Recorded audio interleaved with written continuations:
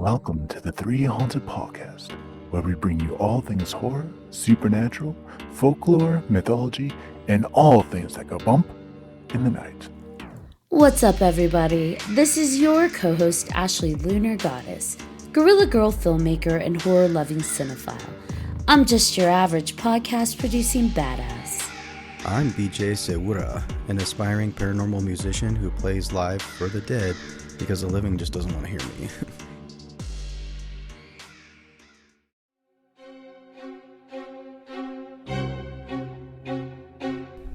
The Dead of Winter Horror Network and Nick King from the 508 Productions invite you to endure the most terrifying immersive experience in all of podcasting.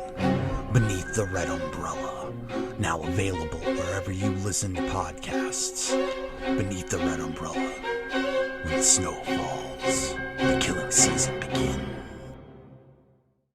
What's up, ghouls, gals, and metapals?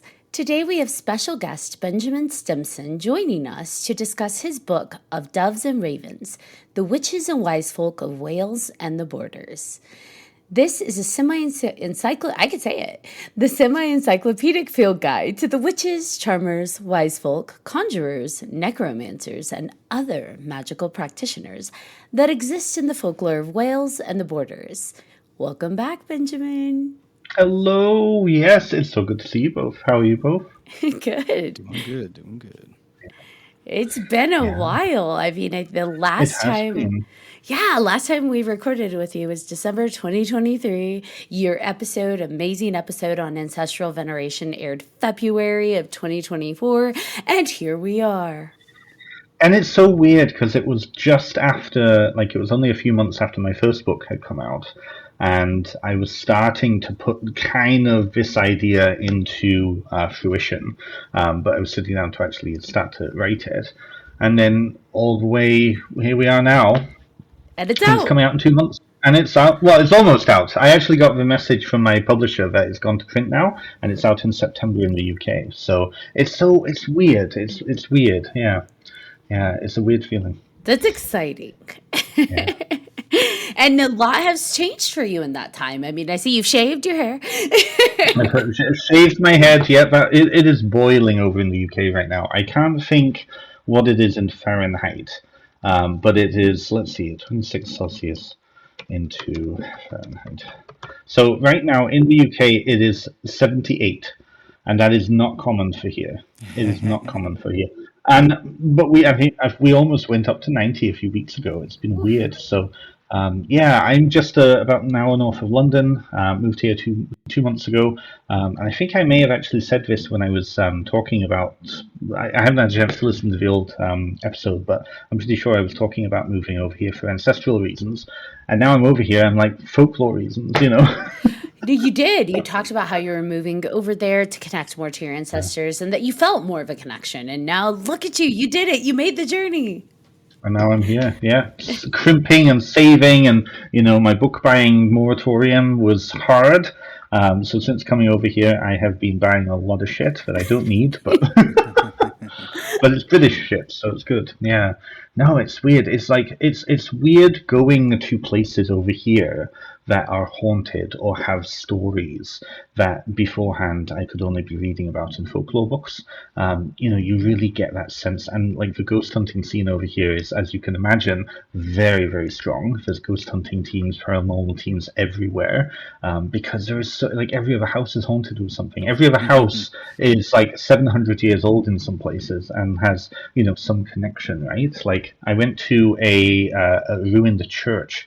It was one of the oldest churches in the area that I was in. It was about easily 800, 900 years old, and it had reputedly a plague pit. So back in the Black Death era, they would just be pouring corpses into these places and burying them over. So they literally just moved down the street and built a new church and let this thing go to ruin.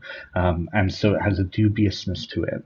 A few ghosts connected to it. You don't want to go in there after dark. It's Canada has that, the US has that, but not as much, So I'm and it's just down the road from me, Yeah. Well, you have to imagine some of at least I've heard of lore that a lot of the places that did have the plague pits they were putting people in there that weren't dead yet. But they're like, well, you have the plague, so you're gone anyways. And they throw them in alive with the dead bodies, which, they made a play on that in Monty Python and the Holy Grail. I'm not dead yet. And it's like, he is, take him. But like, that was real. That's a real thing. Very real, very real. And if you go into some cemeteries, quite a few cemeteries, you'll find grates over top of certain graves. Now, the reality of that is that those graves were rich people's graves, so they didn't want people digging in to take off, jewelry or anything like that. But of course, the folklore evolved where it's, oh, that person's a vampire, or we don't want that coming back at us, right? And some of the stories I've written, not in the volume that's coming out, but in some of the other witch volumes that I have on the go, there are some fascinating stories connected to burying evil people and placing grates on top of them so that they don't come back out again. Or glacial boulders. There's a story up north, and see, we're already getting into folklore. I love it. Let's do it. There's a story up north, and it is what is her name? What is her name? I'd have to look at her name. Meg Shelton. Meg Shelton or Meg Skelton, depending on kind of which version, but it all originates from the same. So you go into this churchyard just in the middle of Preston, which is in Lancashire, and you come across this big, massive boulder in the churchyard. Now, it's a glacial boulder. It was deposited there when the glaciers 10,000 years ago were covering all of this area. But the folklore is that actually it's a witch underneath, and she was buried upside down, so that if she tried to claw out of her grave, she would actually be clawing down into hell. And they placed a big boulder on top of it, and there's a plaque. There's it's fascinating. So it's on my list to go to. I've sent somebody to go and find it for me, and I'm going to go and have a look at it sometime when I get up north. But things like that are everywhere, and I love it. I love it. I love it. That is amazing. Yeah. It's funny you mentioned the grate thing. This past year, I went to Scotland, and Greyfriars Kirkyard, or Kirk, is that what it is? Yeah, that cemetery, and there was a couple like that, and I was like, why would they put grates over? Because we don't have that. Makes you wonder. They say they were wealthy, but it's vampires. Yeah. It's and those are stories that evolved to explain something, and they're equally as interesting. But the reality of it is equally as interesting too. We do have grates in North America, and you particularly find them in Navajo grave sites, and it's more of to kind of help keep the spirit from wandering. And decorated. So if you it's a tradition that's coming back again, but very different sort of perspective. It's not so much that the grave is evil or that the person is evil, but it's a way of containing their power. Yeah, at least that's how I understand it. Don't quote me on it. Don't send me hate mail. Don't do anything. Yeah, be nice. So I'm curious, with the witch that's buried in the church graveyard under the boulder, why would they bury a witch on sanctified ground? Well, this is the thing. When you look at these stories, and the book that's just coming out, the Welsh witches, a lot of times they're there to explain why, but they don't. The logic doesn't make sense. Okay. Right. So they wouldn't have seen it as she was buried in sanctified ground. They would have seen it as she was buried in controlled ground. So it's a way of controlling her, right? Yeah, it's interesting. In Wales, there's some the folklore of Wales, particularly around witches and magicians, very unique, very different from England. Some tropes are still there, but there is a selection of probably about 7 different motifs, very specific to Welsh magicians. And these are legendary magicians, not so much like the old Celtic, like Merlin and Taliesin. We're looking at kind of the cunning men, the magicians who are practicing like, ceremonial magic.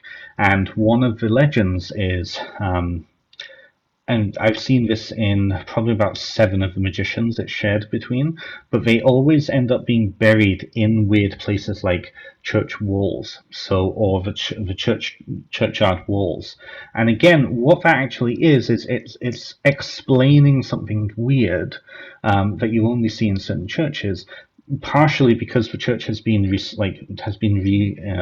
rebuilt, so that tomb was originally within the church, but upon its being rebuilt, it then ends up being part of the wall, right? So you'll see, like, you'll be wandering around, suddenly there'll be a big tomb halfway in between, and the legend connected to that is that when the magician is about to die, he's been cheating the devil all his life, finding ways of cheating the devil all his life. But the devil has his own back. He says, I will have your soul, whether you are taken outside, whether you are buried within or without the church, whether you are taken outside the door of your house, and whether or not you are taken over the side of your bed. Now, all of those are very normal things. When you take a dead body out of the bed, you take it outside of the bed, right? You take it through the front door, you take it through a doorway to get out of the house. And when you're buried inside and outside of a churchyard, right, you're either in consecrated ground or you're not, right? There's nothing in between. But what's in between is the churchyard wall. So the magician, as a way of cheating the devil one last time, he will say to his friends, take me over the front of the bed, knock out a hole in the wall and take my body through it, and then bury me in between the churchyard wall or the church wall. That way then he's not inside or outside, and then that way he goes to heaven. What a cunning story, right? Like, very cunning, yes. Yeah, like, just let's say it's completely contrived or not. Yeah. Like, either way, just how elaborate and cunning that is. That's like, this is how we outsmart the devil. Like, how do you suppose, like, who came up with that and how that surfaced? Like, you know what? I'm going to explain this. Well, it's interesting. So I've noticed, so spending 18 months with this material, pretty much, like after I had last seen you both, I think I'd sat down, and for 4 months of my life in the winter of Canada last year, I was just on archive.org. I was going through all of the material, and I was coming up with this, like, this encyclopedia.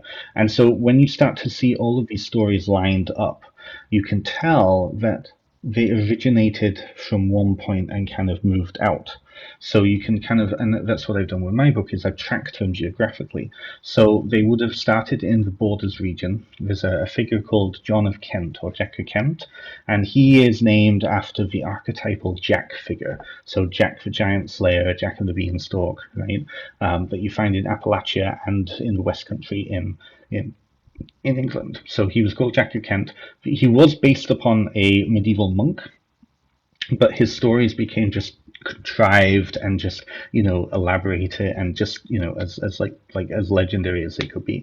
So his stories seem to then translate into the other Welsh magicians. Some of his stories probably came from the legend of Johann Faustus. So he's the German 15th century academic who allegedly sold himself to the devil to gain powers, and there's a whole play around him. Prospero in Shakespeare's the Tempest was partially based and inspired on that. So you're starting to see the relevancy of plays in this. So people are watching these plays, gaining these stories, and then of course in the retelling, then these stories start to pick up again. So the area of Herefordshire is very close to Stratford-upon-Avon, where Shakespeare comes from. So I think that there is a connection there. I would have to do a lot more work to find that. But John of Kent gets these stories, and some of these stories are things like he contracts the devil to build a bridge, and the bridge just keeps falling down, and he basically threatens the devil. He says, build this bridge and make it last, and in exchange you can have the first soul that walks across it. And the devil really likes that. He's like, yeah, please, right? So what, right? He thinks he's being smart. He thinks he's getting a good deal here. He builds a bridge, and the first soul that walks across it, he claims for himself, right? Now, he thinks that it'll be John of Kent who does that. So John of Kent comes when the bridge is built, and he stands there with the devil, and the devil says, "Okay, walk across it and test it." And John Kent is very smart. In his pocket is a crust of bread, and he says, "No, it's okay." And he throws the crust of bread across, and the little dog that had been kind of with him, but the devil didn't realize, runs across the bridge, and that's what the devil claims, right? So you see this story then translated onto other bridges. There's one in in West Wales, like kind of northwest Wales, and called the Devil's Bridge. There's Devil's Bridges all over the place, and that same story is told of the local magician. So again, really, every time the devil tries to win, he's thwarted, right? Other classic tales are the devil offers his assistance to John or the other magicians to plough the fields or to collect the agriculture, and so John of Kent will say, what would you rather have? What's above the earth or below the earth? And it'll be like a crop of carrots, for example. And so the devil looks there and sees all of this stuff growing up, and he's like, "Oh, well, what's above the earth? Okay, you get the carrot tops, right?"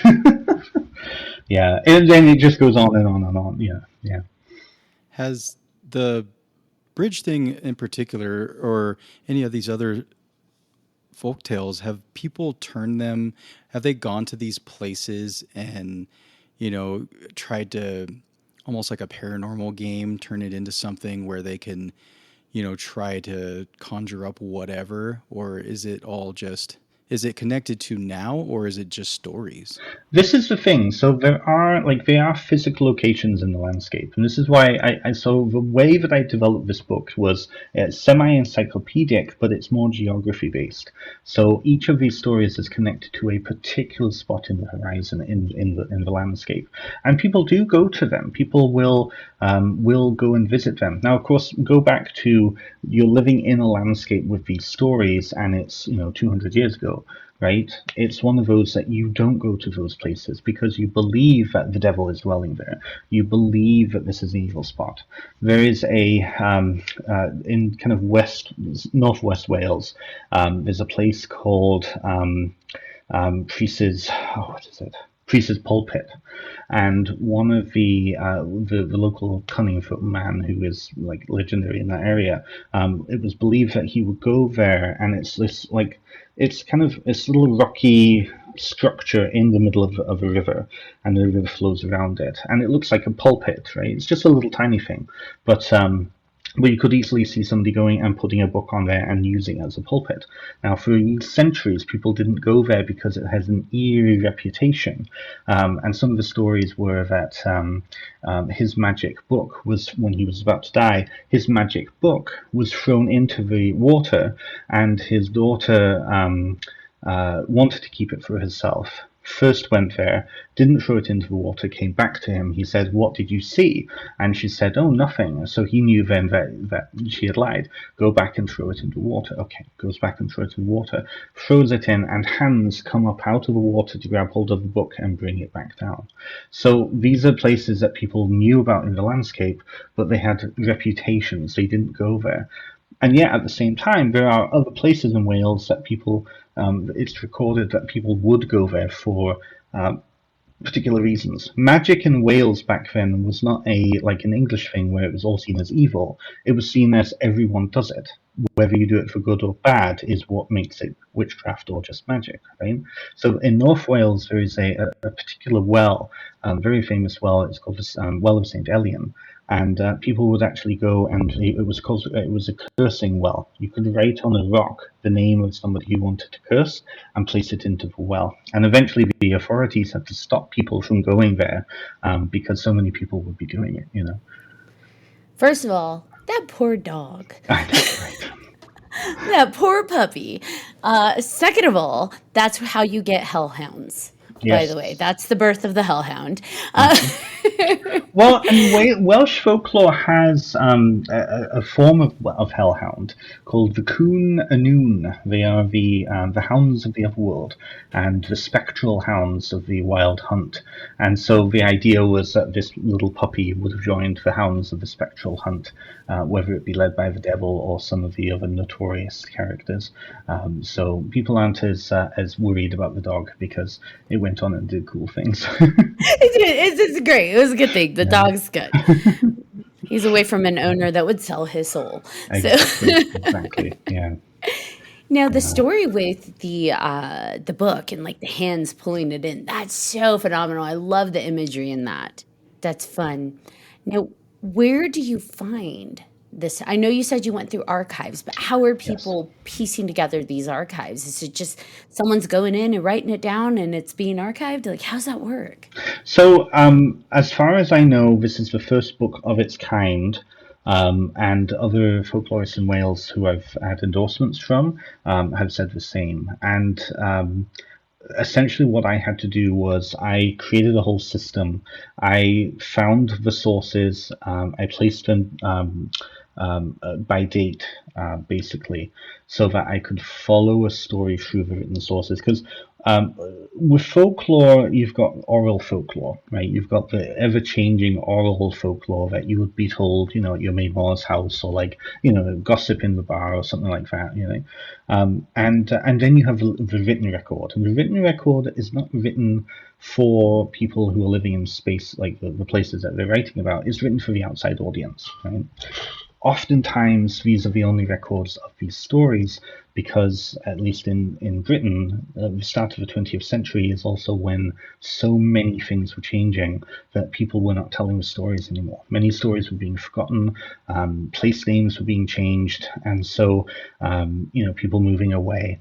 So there is still quite a vibrant oral folklore in Wales, but I would, of what I've seen, a lot of it is reliant on the written records. And the written records go back, I think the oldest I went back to was 600 years ago. Most of them are about 200 years. So these are coming from folklorists, antiquarians.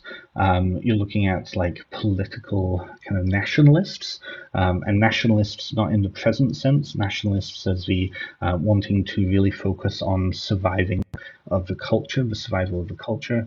You're looking at kind of the storytellers of Wales. So there's a whole storytelling bardic tradition through something called the Gorsedd Comedy, which is the National Association of the bards, and these are the poets. These are the they continue on the traditions of the much older Welsh bardic tradition, and you also have those just regular kind of travel storytellers. So we have a really good example of that, Mary Trevelyan, which is the nom de plume of, and I can never remember her name, but she's fantastic.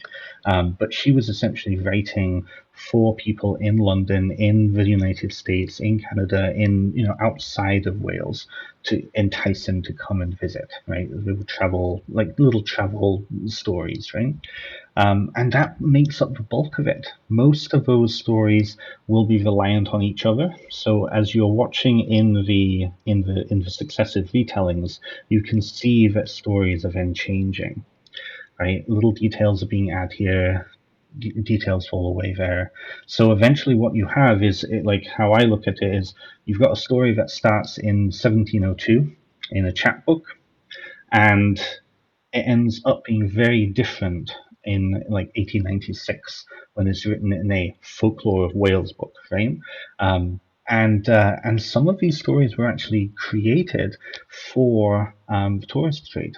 So we have this idea of fake lore, for example. Have you ever heard of Beth Gelert and the dog of Beth Gelert? Mm-mm. No, this is a fun one. So in the middle of in northwest Wales. So I'm originally from North Wales. I'm closer from the border.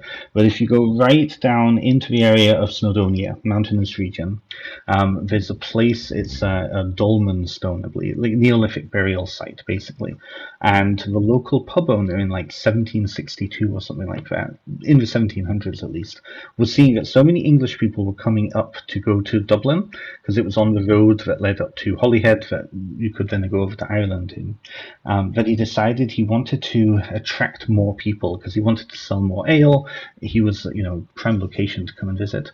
So he created a story of Beth Gelert, the tragic hero. And the basic idea is that a local king entrusted his hound to take care of his son while he went off hunting. While that happened, wolves tried to kill the baby, and the faithful hound killed the wolves and saved the baby. Now, when the king came back, and I believe, who was it? One of the Llewellyns, I think Llewellyn the Great, came back, and he saw the whole place was filled with blood. He saw that blood was all over his hound's mouth, and he couldn't find his baby, but he didn't see any of the dogs. So what did he do? He thought that the dog had killed the baby, and went and killed the dog. Then he heard the baby crying, and he realized, and then buried the dog, and this became a place, Now this is a motif. This motif is found all over the world, the faithful hound. But as far as we know, he, like that innkeeper, wrote that tale specific to that place in order to drive people to come and visit, So there's like an emotional element, there was merch, right? There was merch of the dog and the wolves and the baby. Yeah.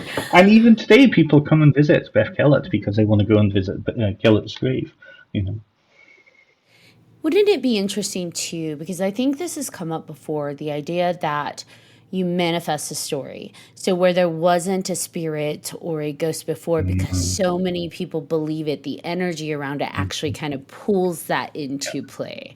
So it'd be interesting if there wasn't a dog ghost before, there is now. This is interesting. So I was having a chat with a British witchcraft writer named Val Thomas. Now, Val Thomas, she's traditional witchcraft.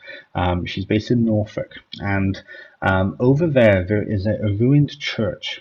And I can't think quite where it is now. I'll have to look at my notes. But inside the ruined church is a tree growing right up.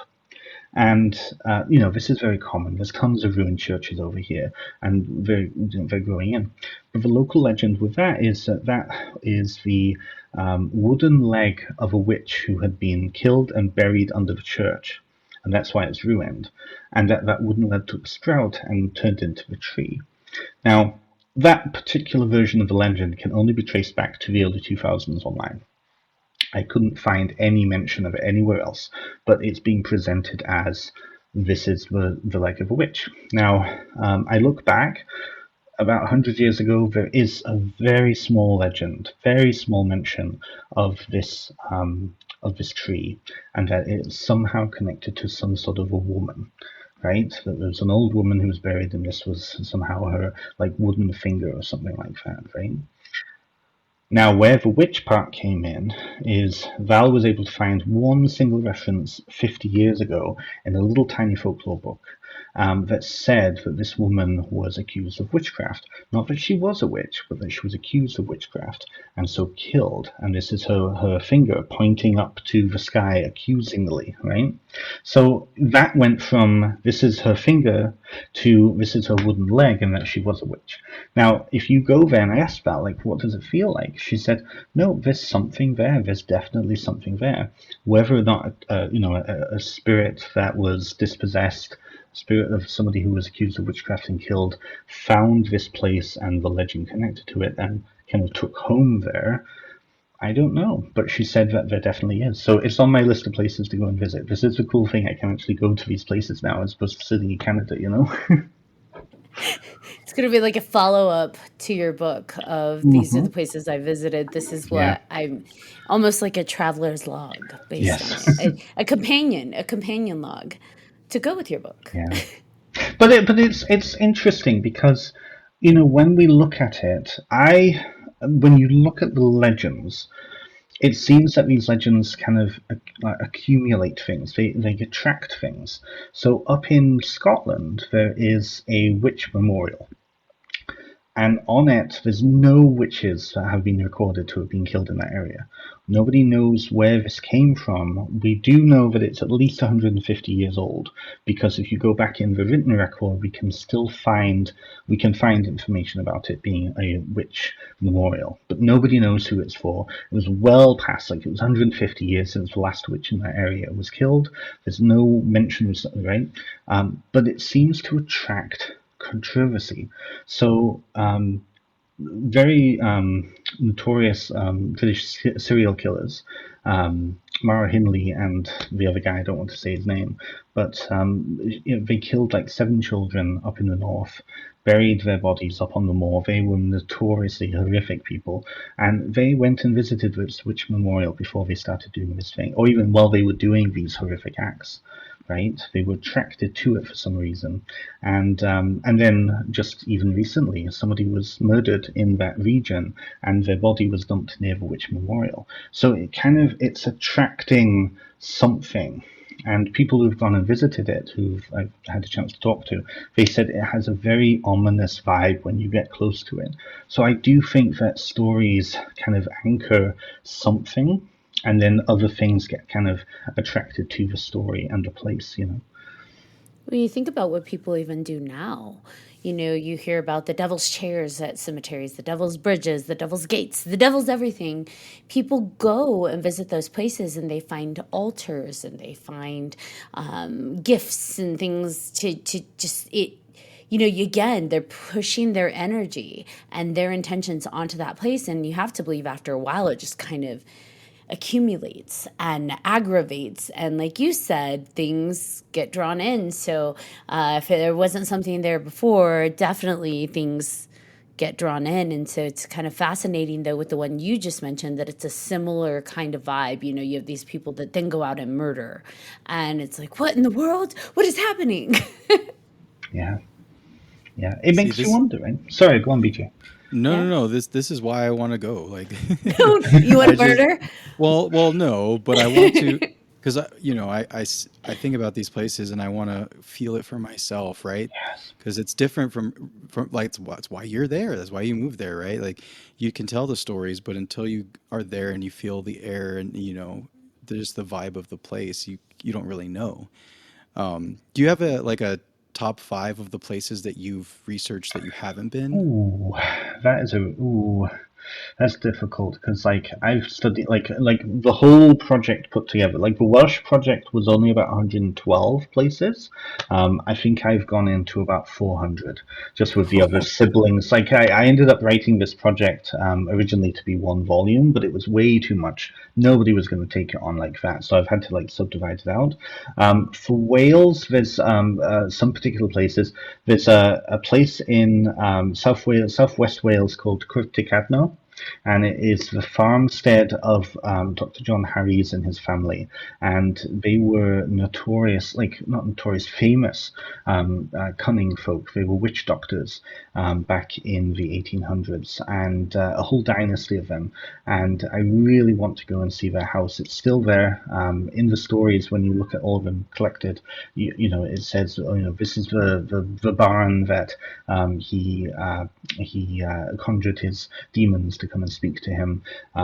This is the route that one of his clients took. I love this story so much. He had a client visit him one dark night, and this is a very common thing with cunning folk, is that clients come to solve issues. And so oftentimes it's, I've been bewitched, I need to find out a way of being counter, or I need to find out who did this, I've had some stuff stolen from me, or I'm missing something, can you help me? A lot of them will go for astrological sayings, astrological readings. And so he had this guy come very, very late at night, and he was very anxious, this man, of walking home, which was about 3 miles. It was going to take him about 2.5 hours to get home, but it was pitch black, and this was 1810s, 1820s, so there was no ambient lighting or anything like that. So the Dr. Harris said, go home, you'll be absolutely fine, don't worry. And as he was walking, a big, massive black dog appeared next to him. And the massive black dog, licked his hand and walked with him all the way home. He was completely friendly. And as soon as he got back to his door, he went to look at the massive black dog, and it had completely disappeared. So it was some sort of a spirit dog that was like following along with him, right? So I want to go and see that. There's a place down in Pembroke which is again the farmstead of a very famous cunning man. So I want to go because the stories are so vivid. There's a place in North Wales that is Dr. Priest's pulpit. Again, I want to go and check out to that just to be in that space, right? And to see the pulpit and to see the bridge that his magic book was thrown over. And is the water still flowing there? Do you know? It is, yeah. So it is. It's just south of a place called Festiniog, and Festiniog. What I did was I tried when I could to place the compass points or like the specific places in the book, so that people could actually go to these places and visit. And I do want to go to the Cursing Well as well. That Cursing Well is still there. It's not used because it's now on private land, but it is still there. You can go and have a look.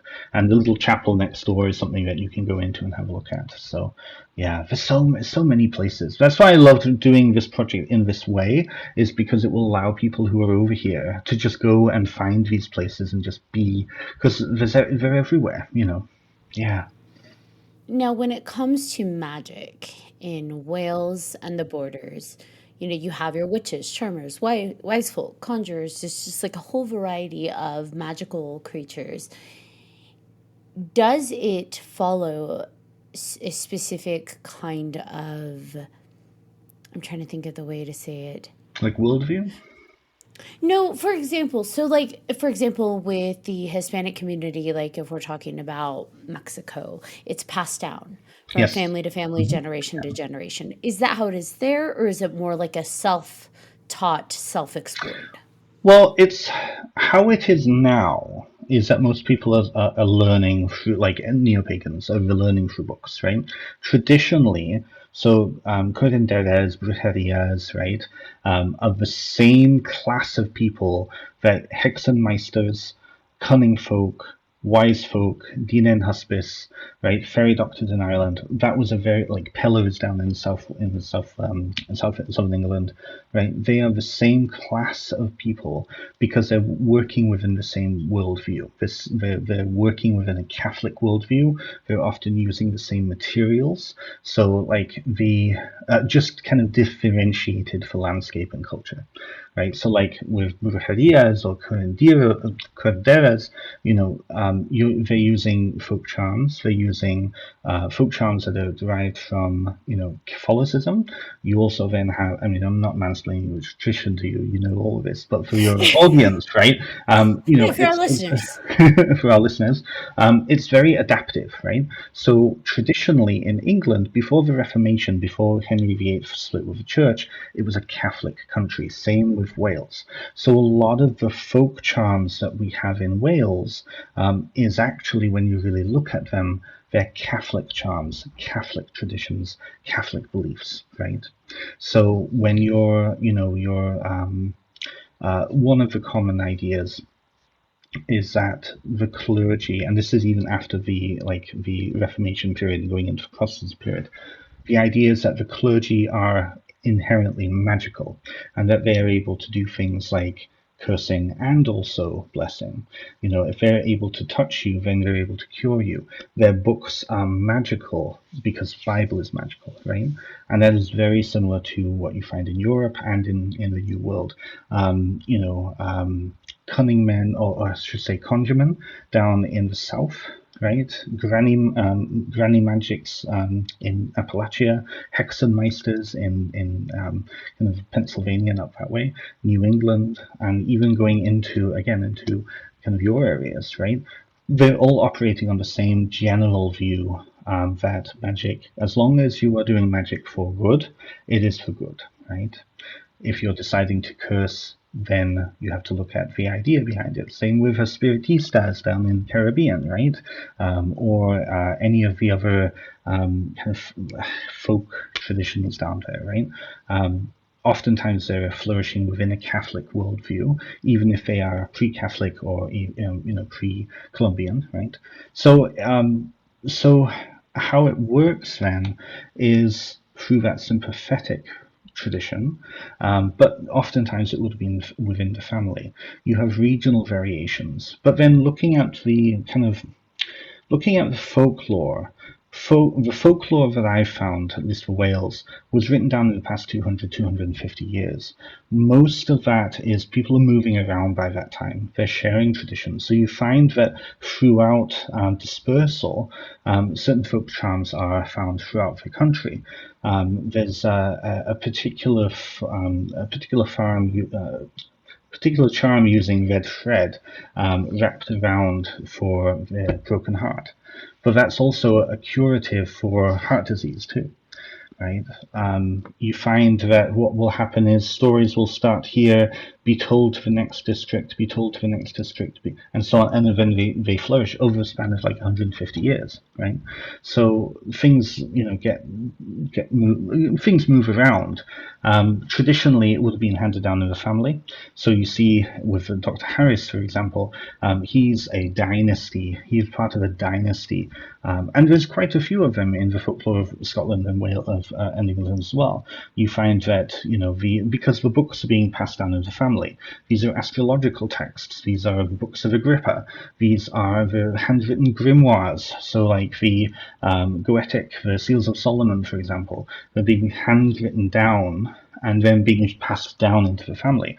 In the 1700s, you also get astrological information being shared in farmers' almanacs. And this is why we find a lot of cunning folk and pellers and wise folk also being farmers, because they're reading the almanacs to find out the astrological information that they need to find the right planting.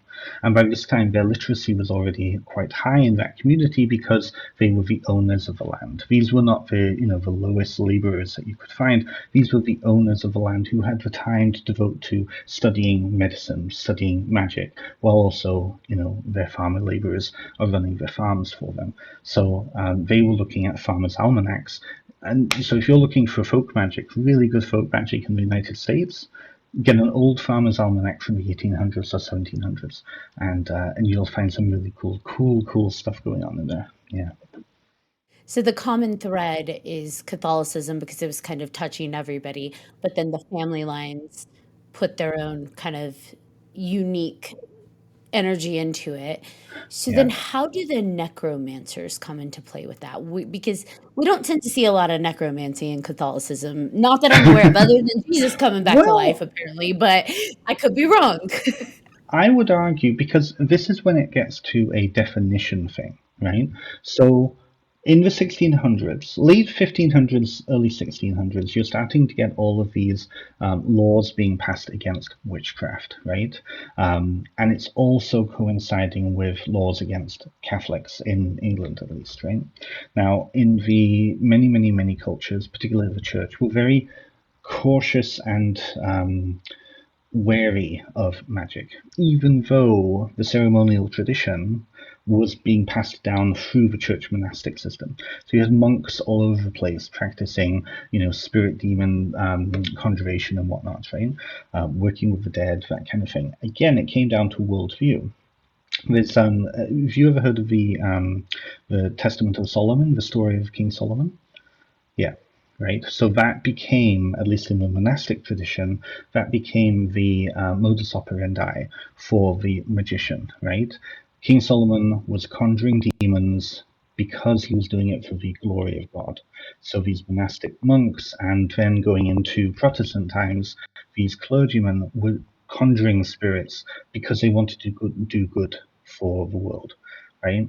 They were in command of these spirits. They weren't getting their power from the spirits. They were commanding them to use their power in the name of God, right? And where necromancy came in is, when you're starting to practice this, you start to think, well, you push the boundaries a bit, right? You know what? Actually, it is in the best interest because I'm the best interest. So if something's going to be good for me, then therefore, and so they might start practicing conjuring the dead or conjuring. Now, some of that also is pre-Christian. This is where it gets there's a lot of traditions that get passed in and are tolerated because they're not seen as necessarily against the church.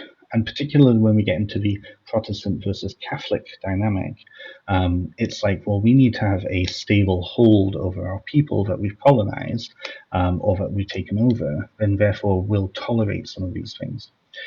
Other times it just becomes tradition. The locals, like the local church officials, are born and bred from that region. For them, it's not an issue. Oh, we'll just tolerate this because we've got bigger things we need to be focusing on, right?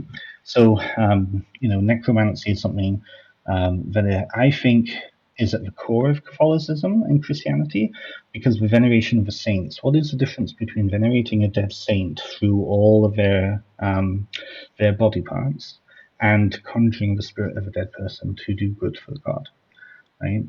You can make an argument there. You better watch out. Right? Yeah. But I also think that, part of it is, and this is where we have to be wary with written folklore, is that you have to look at the bias of the people who are writing this folklore, right? So, there's in Wales, for example, there is quite a few of the folklorists are priests.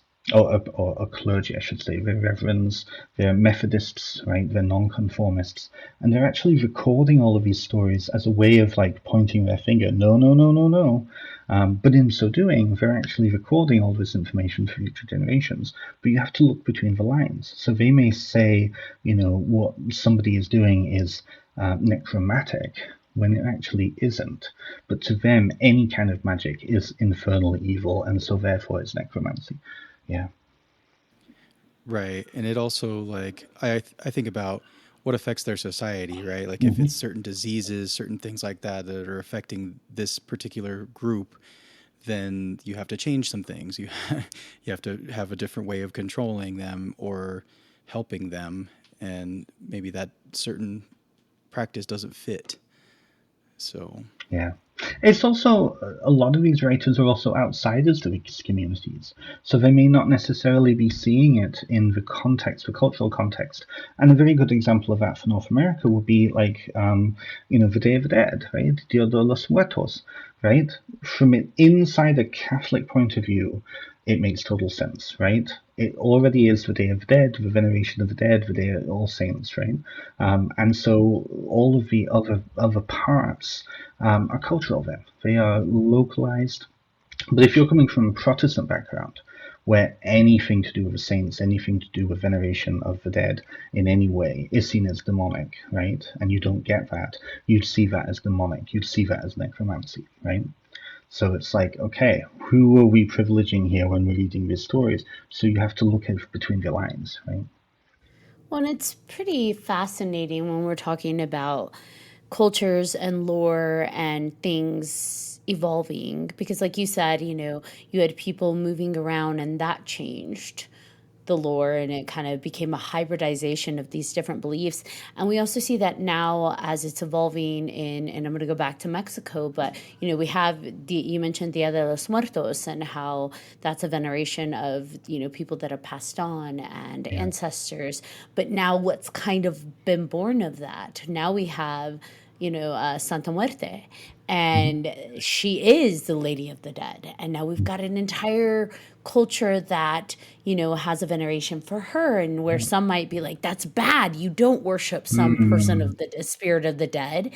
It's just, you see that in voodoo as well. Oh yes, that's right, James spoke to you, that's right. Yeah, he did, and he spoke to us about the spirits that are the veneration of those spirits of the dead. And it's just like, how, like you mentioned, how some see it as bad and some see it as good, but it all came from somewhere. It all evolves, and it evolves very quickly. So if anything, going through this project, looking at all of these stories in the way that I've done it, which is, and I when I reproduce in this book the earliest version and the latest version to really contrast and compare. You can see that upon the retelling, it's very viral in many ways. It mutates upon the retelling, and so stories can change within the span of like 50 years, right? If one detail changes, then it's then that's going to be passed along, and suddenly you'll have more. But that in itself is, I think, within the community atmosphere that we're talking about, with where all of these folklore tales came from, there would have been a spectrum of acceptability, right? Different versions were understood to be variations just for entertainment. But if you went too far away from the acceptable narrative, you would have been told this is not right, this is not true, this is right. And so, within that dynamic, there was an organic quality to it. And same with tradition, like same with voodoo, same with lakumi, same with santeria, same with any of the any spiritual traditions are like that. From region to region to region, the story will be different because it's suiting the needs of the people in those different regions, right? And Day of the Dead is the same way. You go down to Los Angeles, and there's a beautiful documentary of I can't remember the arts. There's an art gallery down there that's really the center of the Chicano community, and they were talking about the innovations that they, like paper marigolds as opposed to real marigolds, and that has become like a telltale thing in the LA community to celebrate the Day of Dead. Now that's not something you would ever do in Mexico, at least that's what they were saying, right? But it fits for the needs of that community, and that's how folk traditions, folk tales, like tradition in general, is built upon. Where that becomes a problem is when you have outsiders who come in, record a version of the tradition, write it down for outsiders. If that version then dies out in reality, then trying to recreate it, you only have one or two versions, and then it becomes like that orthodox mind. Oh well, this has to be. This is the way. This is it, and there's no innovation there, right? So, it becomes damaging. Well, and within the Hispanic community, it's funny because I see this in a completely non-related but related way. Is our stories are very powerful to us, and it is passed through like just the verbal passing. The art of storytelling is spoken, family to family, person to person, because that's how you connect. That's how you stay connected. And you don't write it down, right? It's this idea that you have to be okay with writing it down. And I see that perfectly with my grandmother. She's got that mindset because even when it comes to her recipes, the family recipes, it has to be something you come together. She shows you how to do it. You then are her sous chef. And then after that, she'll watch you do it. And then you're off and running. She will not write it down. And if you ask her to write it down, she gets very upset. So even my grandma, just like folklore, is changing over time, though, because recently she started being like, are you going to write this down? I'm like, I'm allowed to? This is amazing. But she wants her stories written down. The older she gets, I think she realizes it's important to write these things down, whether it be the curandera stuff she knows or the recipes or just the life experiences. So I think that's really moving that she's like, write it down. It needs to continue. That's really big. Traditionally, she wouldn't have needed to write it down because, Nope. she would have received it from her abuela, she would have received it from her abuela all the way back, right? And you would have given it to your children the same way. Your children, if you had children, probably you would have had children, would have come with you to abuela's house, and she would have done all those things for you, right? And that's the same way traditional culture has existed for thousands and thousands of years. It's only within the past 100 years that has been completely shifted and changed, right? And in Wales, it's the same way. In England, like everywhere in the Western world, things are needing to be recorded, things are needing to be written down. But the more that we can get, the more versions of these stories that we can get, the more fuller we get an idea. In Wales, we're lucky because we have several versions sometimes of the same story being told by the same informant. And I can think of one version of this where in North Wales there was a gentleman named Mr. Roberts, let's say, and in the span of 20 years he told the same story to one person and the same story to another person, and those two people have recorded that story to two different folklorists who happen to be working together, right? But in the span of 10 years, we can contrast that. We can say, okay, this is an actual living tradition. tradition, because anybody can write things down and pass it off as real. But if you can, verify it, that's the only way that we can verify it, right? In a community situation, if your abuela's recipes were shit, it would have been understood in the community and people would have talked, right? But outside of it, as you were saying, all of her curandera techniques and right, anybody can say they have an abuela who has given them these teachings. Anybody who can say that I have a padrino who has told me those things. And like my teacher. And we see these frauds all over the place. When you actually look into what they're doing, they picked it out of a textbook or a folklore book or whatever, right? So it's an issue. Yeah, it's an issue. Yeah. I think a lot of the concern too comes from so much when you talk about cultural spaces, so much has been taken away from different communities, right? And so it's this idea of this is mine, you can't touch it, it's sacred. We're not going to share it out, but also this idea that they're going to get it wrong. Unless they're coming directly to me and learning directly from me, they're going to get it wrong. And it's like, well, Grandma, you can't teach everybody. I mean, we could now and that's, I think, where we're at a really special time where things can be recorded, things can be written because she loves it when I turn my voice recorder on my phone, and she's figured out I do that now. And so she'll be like, hey, is it on? Is it recording? And I'm like, it is. So she'll check, is your phone, is it recording? Is it on? I'm like, don't worry, it's on, it's recording. So, but this idea, we have cameras, we have recorders, we have things to capture it, so they don't have to worry about their words being taken any other way. Your story is going to be wholly yours. And I've actually done that too myself with my grandma. She's 92 and she's very sharp. Yay, grandma! Yeah, and so I started to record video of her just asking questions, just trying to keep it in the family. So, because again, when she's gone, like all we have is what we remember. But like we are in a time where we can pass these videos on to our kids and kids, and so they can see it for themselves. And there's no, I don't know if it's tainted or it's not tainted, but like there's no filter of our memory that maybe fades over time, right? Because I think that's the thing that's maybe missing in some families, right? Like that tradition back in the day, it was very much community, very much passed down, very much you're in their presence with them.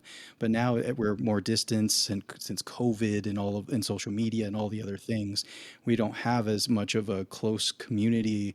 Maybe. I mean, there are still some, but maybe not to the extent as it used to be, right? It's a different kind of community, definitely. And, there's so many organizations out there that are really at the forefront of training and using technology to be able to record and save this information. This has been going on, but in much smaller capacities for probably the past 70, 80 years. In Wales, for example, St. Fagan's, which is part of the National Museum of Wales, they recorded so many folk tales and folk songs. And those are the only recordings now of those stories, but they are so rich and vibrant that if they hadn't done that, those stories would have been lost, right? And there's a whole network growing, like folklore studies in general is growing and growing. And there's a program that I'm actually very interested in going and actually studying in, a master's for folklore studies over here. But like Memorial University, I think one in North Carolina, there's University of Arkansas in Fayetteville has a wonderful program teaching and training folklorists to go out.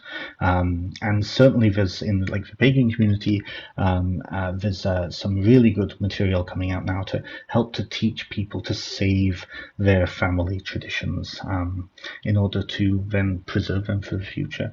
There's some fabulous programs going on, and let's hope that they continue even through this dark period. What surrounds us and creates us as a community and a people is ever evolving, and I love that. And so of course, folklore and legends and tradition is going to evolve with us. It has to, right? The story can't stay the same. Yeah. It has So to, yeah. Yeah. But it's powerful to record it along the way. That's why I love what you're doing with this book. You're going in, you're time stamping it. This is when the surface, this is how it's evolved along the way, and this is where it's taking place. Super important Yes. stuff I would have never thought about. There are three elements to folklore, and this is why there's a psychological element to folklore and folk tradition and culture in general, right? Face, place, and name, right? So you have this idea of like when a story is connected to the land, when it's connected to a place, when the fourth wall is gone, people can enter into that landscape and it becomes a lot more real and therefore a lot more memorable.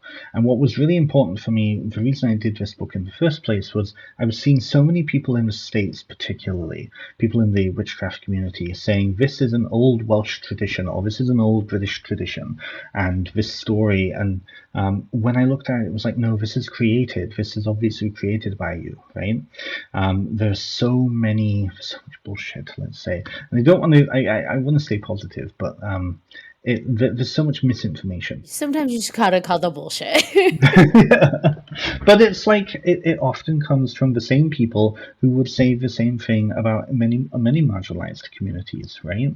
You know, like, there was a writer in the 1990s who said that there was an ancient Irish potato goddess. Now you tell me what's wrong with that statement. You tell me what's wrong with that statement. For those who don't know, potatoes don't come from Ireland. They've never been in Ireland in ancient times, so they can't have been an Irish potato goddess, right? But it was perpetuating. So I thought, okay, well, I have access and I have time. I'm going to do this, and I think just to demonstrate again how flexible some of these stories can be, how they change over time, how fast some of them change over time, and to really comment on that, but also to introduce people to the landscape through, a really good way to learn about a place is through food. Right? If you look, every place has regional food that you're connected to, and it becomes memorable. You know, you're tasting the landscape, really. So the same with the stories. When you're listening to a good story, a good, decent, memorable story, you'll remember it, and you'll remember where it comes from. So that's why people love dinner and a movie. Right? But like, look at like North American urban legends, right? Like New Jersey Devil, Mothman.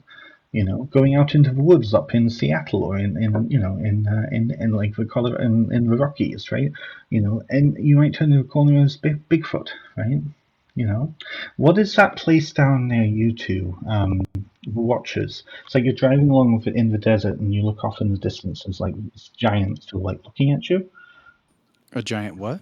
Like giant shadows, and they're like looking at you. I think it's down in Nevada or somewhere like that, right? The Dark Watchers, Santa Lucia Mountains, and they are called Los Vigilantes Oscuras.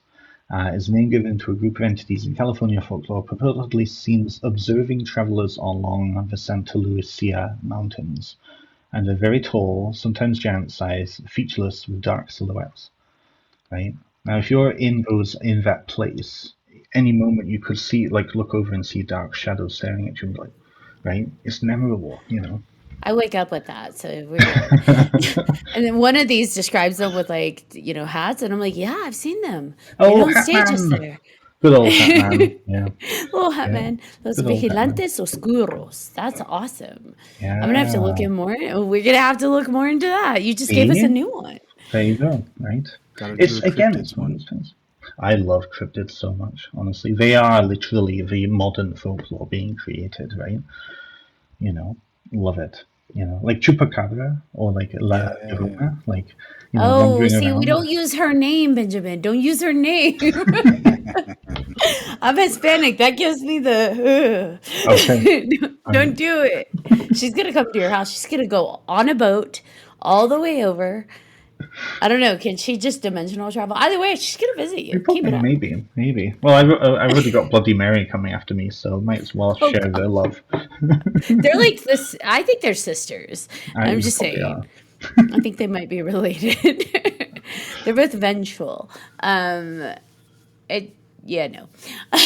That's a strong one where I'm from. So I'm actually originally from Texas. And so that was very strong lore. And, I feel like most Hispanic people grow up hearing about her. But I feel like it was pretty strong in Texas as well as like northern Mexico. But yeah, no, we don't talk about her. That's like not talking about Bruno. In New Mexico as well, my family too. Yep. Mm-hmm. It's just that area, which makes you wonder, that little triangle area, what's going on? Who's this angry woman? Maybe there's a few. I don't know. Again, it's one of those things: place, face, and story. Right? Her story wouldn't make as much sense if it was like in I don't know, like Nebraska or somewhere, or New York, right? Yeah, Nebraska, New York. Very similar places: Nebraska, New York. Desolate. But doesn't it make you wonder where that story, and I know people have looked up where's the origin, it's really hard to pinpoint, but how quickly it got around, right? Especially way back then. We're talking about generations and generations and hundreds of generations sharing this. And it's everywhere. It's everywhere. Mexico, California, like everywhere. She is a known name. And this was pre-radio, pre-TV. And how that got all the way across these places. And we see that with other creatures, right? We've seen that with the vampire. It's called different things, but the same kind of creature. And it's like, man, it's traveled oceans. He traveled oceans to see you. This is the thing. And when you look at them, there's usually a correlation, right? They are somehow connected to, like, the different versions are related to the same danger, right? This is when we're starting to look at folklore as in that social needs sort of category. Certain stories are there to entertain, certain stories are there to educate, certain stories are containers for tradition to be passed through, right? So, like, if you look at like the Navajo, Ozuni, Kachinas, right? The Kachina dancers, the Kachina spirits, right? They are social constructs, at least this is how I've been taught about them. They are social constructs embodying certain lessons in the community. So when somebody is playing with a Kachina doll, little girl is playing with a little boy playing with a Kachina doll, they are learning about what that Kachina is personifying within the culture, right? You look at that spirit we're not mentioning, riversides, right? Is that understanding that the legend wandering around the riverside, right? You don't want a little kid to be wandering down near the riverside or taken away, very easily taken away, right? Yeah, definitely that one is a moral of the story one in terms of cautionary tale, because that one is specifically told to children to keep them away from water so they don't drown. That one's a little bit more obvious. Vampires, I don't know what that cautionary tale is. Well, vampires, kind of like probably how James was telling you about zombies, right? They're constructs. They are creatures of cultures colliding. Have you both seen the movie Sinners? I'm sure you have. Oh my god. Yes. So many times. We just released an episode that's like 2.5 hours long about Sinners. I managed to see it the week that I had arrived here in England. I was up in Wales and we went and saw it with a friend, and we were both like gobsmacked by the end of it. There are so many things. It's so rich, right? And I think it speaks to so many different people's backgrounds, because you've got the African tradition in there. You've obviously got the southern tradition in there. You've also got the Celtic tradition in there, right? You've got all of these different threads. Chinese tradition, right? And that melting pot is, I think, a very normal, natural thing of how cultures flourish and survive and go. So I think with some of these spirits that we're talking about, they are the babies of cultures coming together, right? Yeah. I like that. The babies of cultures coming together. The little horrific babies that are going to kill us in our sleep, they're great, I mean, the babies of all different kinds. Yeah. Like look at the Lugaroo, for example, right? Lugaroo down in the southern states there, right? If the Acadians from up in Canada had not been kicked out by the British and gone down into there and become the Cajuns, Lugaru would not have existed, right? It really is very much of that tradition, and that tradition from a very particular part of France when you go back and see it, right? But it was assimilated down there, it became Lugaru, and now, that's a solid part of the southern folklore of the Cajun people, right? It's fascinating. It really is. And spirits tend to, I think, from a spiritual point of view, I believe that spirits tend to follow along with the peoples that they're going with. So you go into like the Appalachian regions, and the stories of fairies in that region are the exact same as the ones you find in Scotland and Ireland, but they're located in that place now. And the local fairies have taken on the identity of that place and assimilated to it, it's fabulous, it's fascinating, it's wonderful. I'm going to be weird for a moment. I I believe completely in energy vibration, and the more we talk to different guests of different backgrounds and different belief systems, I kind of start to believe that, like you said, the spirits are following the specific people. I do believe that through the stories we're telling, the songs we're singing, the emotions we're evoking, we are vibrating at specific energy ranges that are on par with these energies. And James, thank you, by the way, for introducing James to us. I James love spoke to that. James. Yeah, he spoke to that with voodoo and how different songs bring in the different spirit types, the spirit groups. And so I really think there's more to it than just voodoo. I think that has so many different traditions. We have our different songs, our different music, and Sinners Very speaks much to that Yes. as well, Very that much so. Yeah. we draw on specific spirits. And so maybe that's why they follow us, right? No matter where we go. And now they're having their horror babies, and it's great.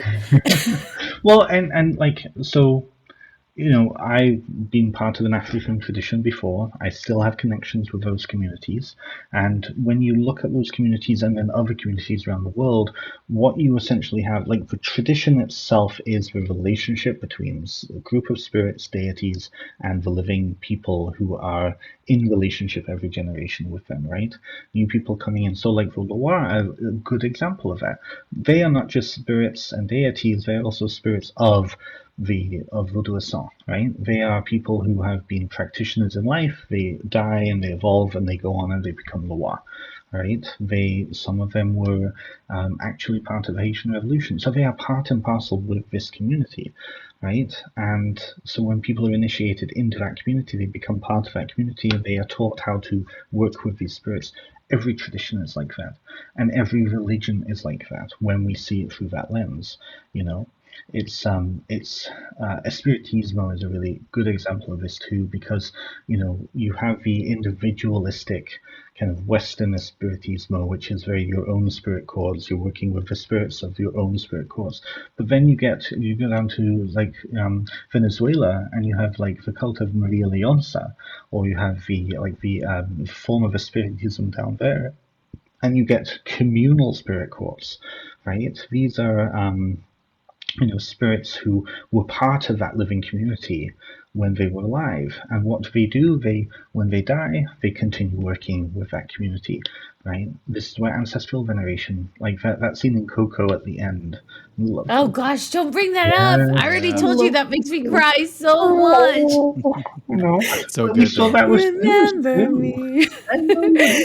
But I mean, if Oh. you imagine like with Sinners, that dance scene, not the Rocky Road to Dublin dance scene, the other dance No, I know it. Yes. The big Yes. the montage right? of or the coming together of all Coming the together, all of them. ancestors Yeah. You know what it and reminded me of? future.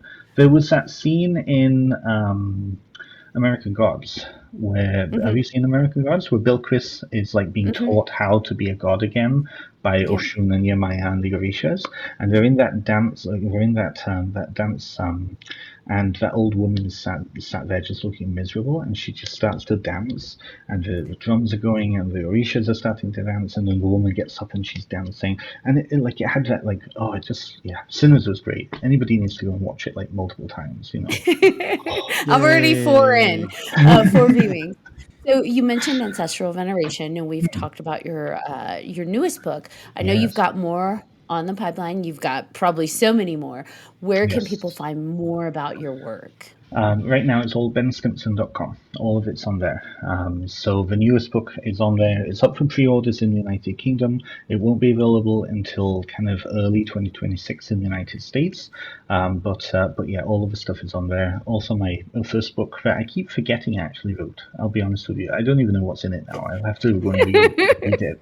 But that's also But that's on there too. Well, we look forward to more of your work. I'm so glad we had you on again. Yeah, and I would love to have you on for more folklore and cryptids if you're interested. Yes, please, yes. Cryptids. Yeah. Well, I have an idea. So my big news this year was I actually landed an agent. And so I can actually have access to much bigger publishers now, which is fabulous.